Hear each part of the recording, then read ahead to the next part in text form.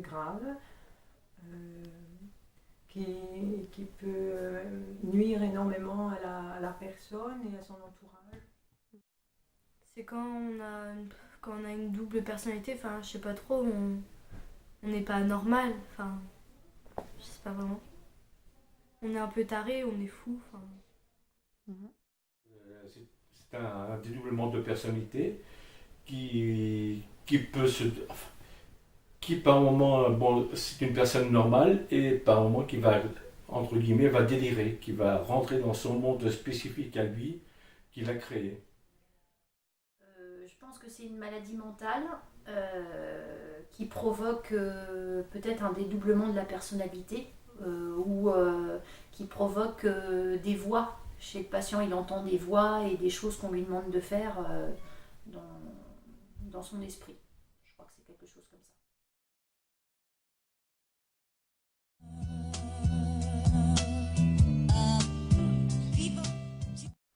Il doit sûrement perdre du poids parce qu'il doit pas beaucoup manger, enfin, il n'a pas beaucoup d'amis, il est toujours seul. Enfin, je sais pas trop. Bah, les causes, je sais pas, je pense que c'est une maladie mentale.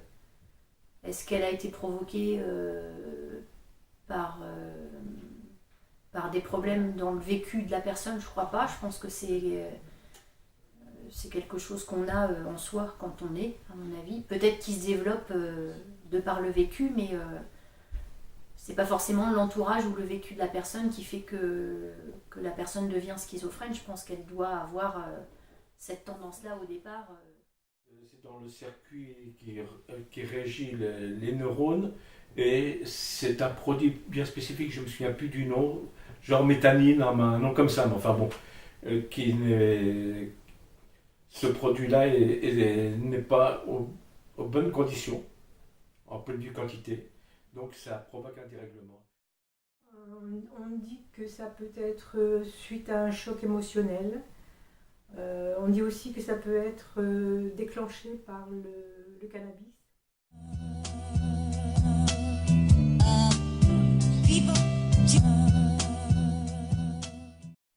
Ça se peut se guérir d'un point de vue médical, mais tout dépend de l'action qui est prise par le milieu médical, parce qu'il faut dès le départ faire un suivi médical très.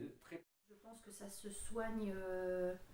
Je pense qu'on doit pouvoir soigner de manière médicale pour réguler. Je pense qu'il y a un traitement médical qui doit être possible, je crois. Et il y a peut-être aussi une thérapie, un suivi psychologique à mettre en place à côté. Je pense pas que ça se soigne, enfin. Il doit être toujours en hôpital psychiatrique. Ça se soigne. Il faut un soin régulier, permanent, à vie. Or, la personne que je connais n'est pas consciente de sa maladie, donc refuse les soins, sauf quand il est dans des crises dans lesquelles il ne peut pas se sortir seul. Sa famille est obligée de le faire enfermer, enfin pas enfermer, mais se faire hospitaliser.